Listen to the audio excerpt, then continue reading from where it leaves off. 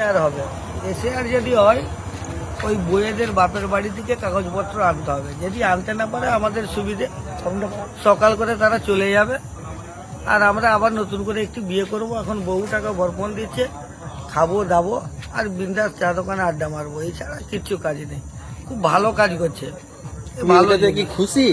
এটাতে আমি খুব খুশি, কেন বউগুলো চলে যাক, নতুন করে বউ পাবো। দাবি নেবো অনেক কিছু, নিয়ে চা দোকানে বসে বসে ঠ্যাং দুলিয়ে খাবো, এছাড়া আর কিছু করার নেই। কেন বালি রোজগার সব তো বন্ধ হয়ে গেছে, এখন তো করার কিছু নাই, কাজকর্মও কিছু নাই। খালি সরকার আমাদের উপকার করছে এসআইআরটা শুরু করে। তো তুমি কি তোমার বাড়ির বইয়ের কি এসআইআর এর কপি পাওনি, নিয়ে আসতে নেই? বইয়ের নিয়ে এসছি, এটাও বলবো যে এইরকম ডকুমেন্টস না ধরে, যাতে বাদ দিয়ে দেয়, তাতে আমি আরো খুশি হই। তো তুমি বিএলওর সঙ্গে যোগাযোগ করো, তুমি এত টেনশন নিয়ে আর কি আছে? না, আমি টেনশন নিই। দল আছে, আমাদের তো দল আছে। অবশ্যই তৃণমূল সরকার যতদিন আছে আমাদেরকে কেউ খেতে পারবে না, এটুকু শিওর। কিন্তু বউগুলোকে খেতে দেখ, সরকারের কাছে রিকোয়েস্ট। কেন বালি ফালি গাড়ি চলেনি, রুজি রোজগার বন্ধ হয়ে গেছে।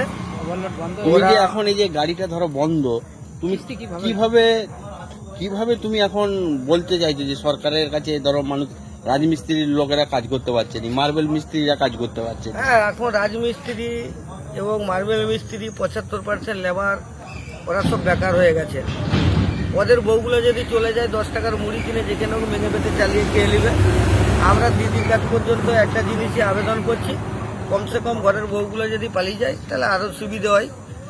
সংসারের চাপ থাকবে না, সকালে উঠে 500 টাকার বাজারের ব্যাগটা ধরতেও হবে না। তার জন্য অসংখ্য অসংখ্য ধন্যবাদ, যাতে তাড়াতাড়ি করে এই ব্যবস্থাটা করে আর যাতে বালি খাদানগুলো শুরু হয়, মানুষের একটু রোজগারগুলো খুলে। আমিও লাস্ট মুভমেন্টে এমন একটা পরিস্থিতি পড়ে গেলুম, গাড়ি নিয়ে অনেক আশায় স্বপ্ন, বুক ভরা ভালোবাসা নিয়ে একটা গাড়ি কিনেছিলাম, ওইটাই ঘরের বউ ভাববো, জড়িয়ে ধরে শুয়ে থাকবো। এখন বালি গাড়ি না চললে আত্মহত্যা করা ছাড়া কিচ্ছু করার নেই, কাগজও দরকার নেই, জমা দুবোর মতনও কিছু উপায় নেই। তাহলে এখন যে ধরো বালি গাড়ি বন্ধ, তুমি তাহলে কিভাবে তুমি গাড়ির কিস্তি দিচ্ছ? গাড়ির কিস্তি এই যে পাঞ্জাবের আলু এসছে, ওখানে যে মাথায় করে আলু বীজ লোড করছি, এরপরে যদি এত না জোগাতে পারি তার বিকল্প ভাববো। ধরো আমি বলছি, তো তুমি তো দলের প্রতি আস্থা আছে নাকি তোমার? অবশ্যই। মামাটি মানুষ যতদিন থাকবে আমরা ততদিন থাকবো।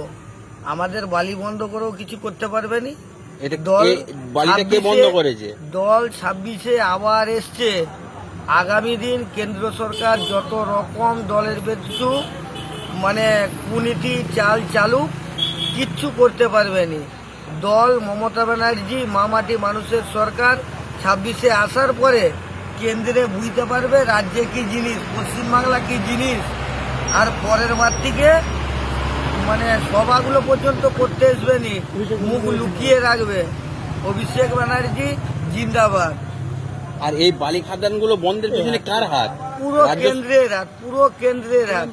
কেন্দ্রে ব্রিটিশের আমলের সিস্টেম তৈরি করেছে যে মানুষের হাতে অভাব অনটন ধরায়, মানুষ রাজ্যের উপরে রাগ, মানে যখন কর্ম হারিয়ে যাবে রাজ্যের উপরে রাগ করবে। তো মানুষ এখন সবাই চালাক হয়ে গেছে, মানুষ জানে যে কেন্দ্রে কত রকম মানে পশ্চিমবাংলাকে ক্ষয়ক্ষতির মুখে ঠেলছে, ক্ষয়ক্ষতির মুখের দিকে নিয়ে যাচ্ছে, সেটা প্রত্যেকটা মানুষ জেনে গেছে। এই যুগে সবাই মোবাইল ঘাঁটছে, কম বেশি সবাই জানে। ঠিক আছে দাদা, আপনি অনেক ভালো ভালো কথা বললেন, অসংখ্য ধন্যবাদ জানাচ্ছি। মামাটি মানুষ সরকার,